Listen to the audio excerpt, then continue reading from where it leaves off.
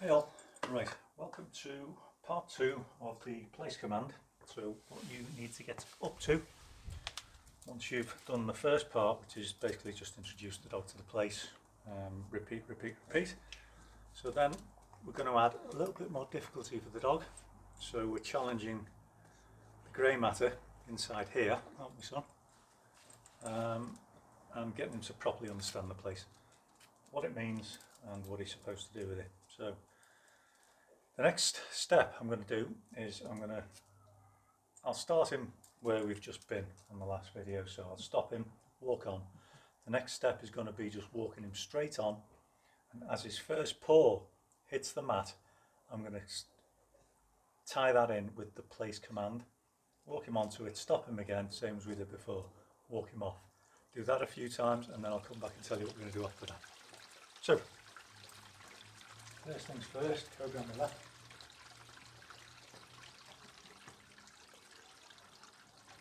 Kobe place.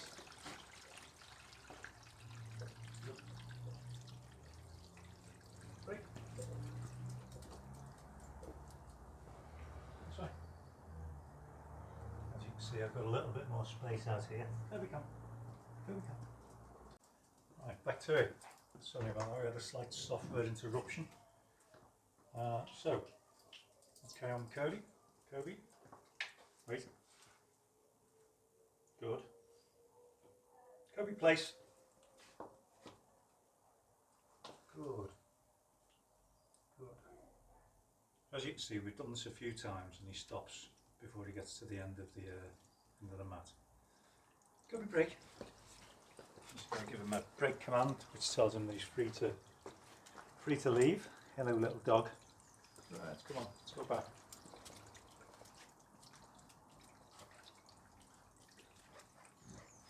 No. Kobe place. Good. Break. This way. Right, so I'm going to walk straight onto the mat this time. I'm going to time the place command with the first paw going on the mat. Let's go. Kobe place. Good. I'll do that 2 or 3 times. Let's go. Break. Good boy. Good boy. Good boy. Yes, you are. Come on then. Let's go. Kobe place. Yes. Good boy. Good boy. Break. Let's go.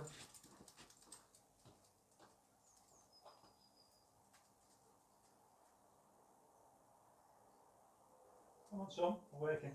Let's go. Come here. Good. Good boy. Kobe place. Good. Now the next thing, break.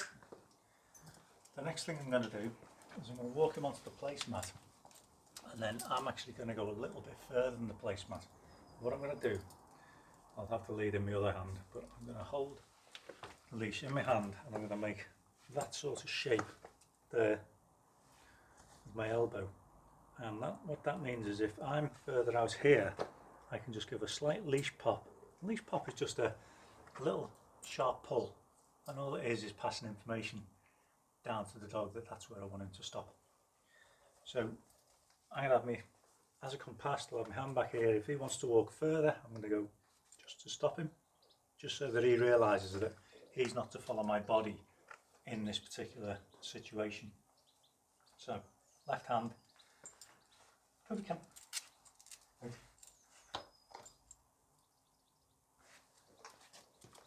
Kobe place.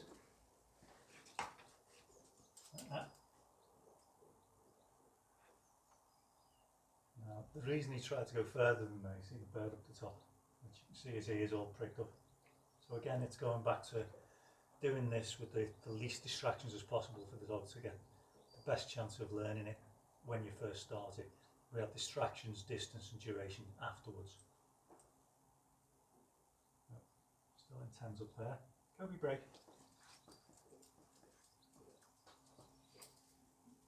Kobe come. Kobe come. Yes, good boy. Good boy. Kobe, come.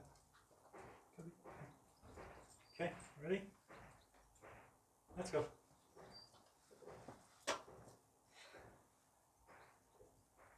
Kobe, come. Kobe, come. Come on. Place. Good. As you can see, he's still interested in what's going on around the back. Kobe, break. Good boy. Good boy. There's all sorts of noises going on in the sun. Kobe, come. Good boy. Good boy.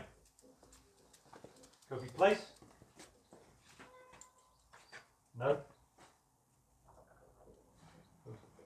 So if the dog fails and goes past, then it's just a no, and you bring him back to where you want him to be. Failing is a part of learning, so that failing is quite important, because there will be times when we put certain more pressure onto him by adding distance, distraction, duration, where he is going to fail. So if he does fail, it's just no, and back to where he goes. So he understands that when he's on place, he has to stay there until we give him the break command. And no just means no. That's what a lot of people don't get with their dogs. When they say no to the dog, it's actually a bit of a negotiation. It's almost like the dog hears something like, well, excuse me, young man, but if you wouldn't mind stopping doing that right now, I'd be very appreciative. But if you want to carry on for a little while, that's fine, and I'll get a little bit more irate and frustrated and I'll start shouting, and then you will stop it.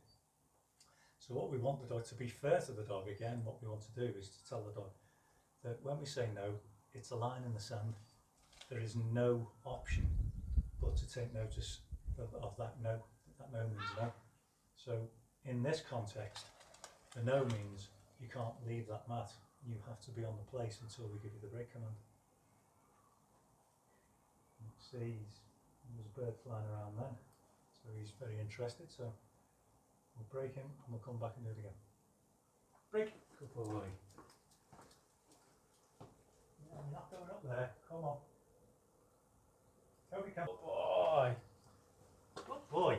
Come. Let's go. Let's go. Kobe, place.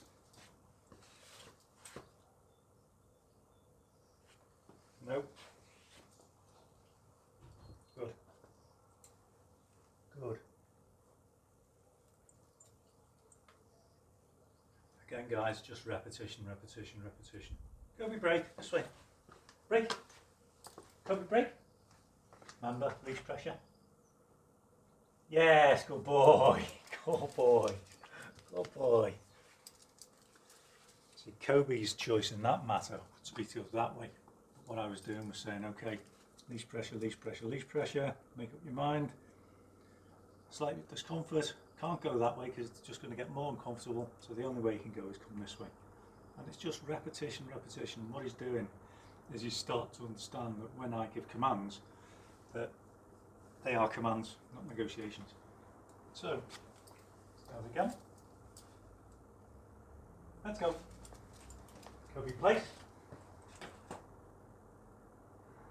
No.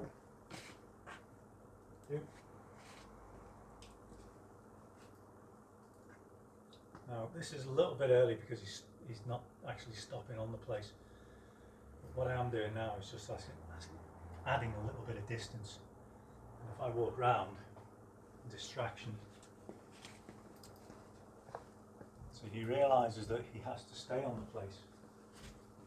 He's already learned that bit, but because I've never done, or I haven't done much of the exercise of walking past the place with him on leash, he still sees it as he follows me.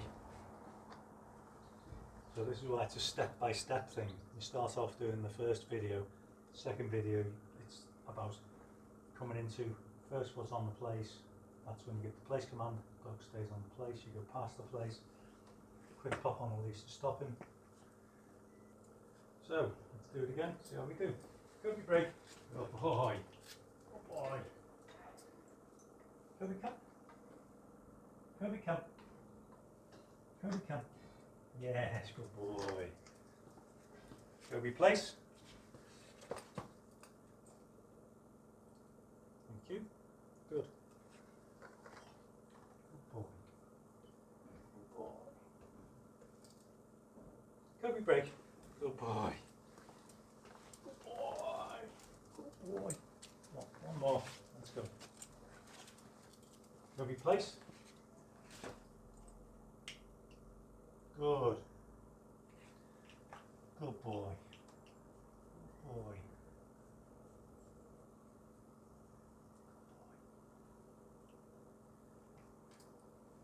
In fact, most of you probably won't have prong collars available, so what I would use in this case, I would probably use a slip leash to give more information to the dog, to make it easier for him to start understanding.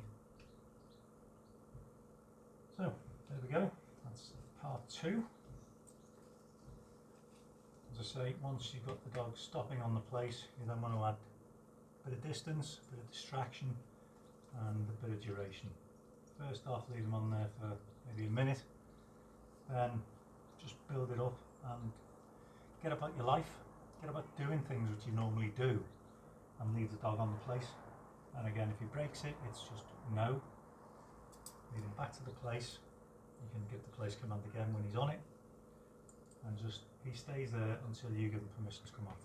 And what will happen is that as he learns that he has no option, no choices once he gets on this, he can sit there and look all interested in what you're doing. Eventually he's going to get bored and he's just going to lie down and relax. That's the goal with this, is that when he goes to place, he sees it as a place of relaxation. It's all about the mind, and this will help you distance yourself from the dog if the dog got too clingy, and also prepare your dog for the times when you are spending time back at work and spending hours and hours and hours away from them. So there we go, that's place number 2. I'll see what we come up with next. Have a good day. See you later.